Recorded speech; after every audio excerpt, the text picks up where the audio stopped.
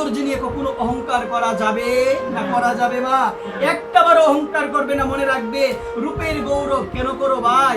এই অঙ্গ শীতল হবে, চিতার আগুনে তুমি পুড়ে হবে চাই, 2-3 ঘন্টার আগুনে একদম শেষ হয়ে যাবে। কিসের অহংকার করো তুমি? কিসের রূপ নিয়ে তুমি অহংকার করো?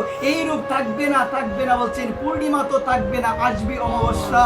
চিরদিন থাকবে না তো রঙের ভালোবাসা, থাকবে না, থাকবে না। তুমি আজকে সুন্দর, তোমাকে ভগবান এমন একটা রূপ দিবে, তোমার সৌন্দর্য সব শেষ হয়ে যাবে।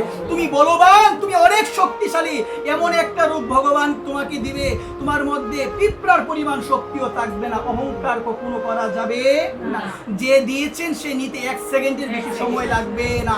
আজকে তোমাকে অর্থ দিয়েছে, তোমার মধ্যে এত অহংকার, তোমার পা মাটিতে পড়ে না, তোমার মধ্যে এত গরিমা ভাব, কিন্তু একটাবার তুমি চিন্তা করো না, ভগবান যদি দিতে পারে, ভগবান নিতেও পারেন। একবার ভগবান নিতে পারেন। মা ভগবানকে ডাকো, কখনো কোনো কিছুর অহংকার করবে।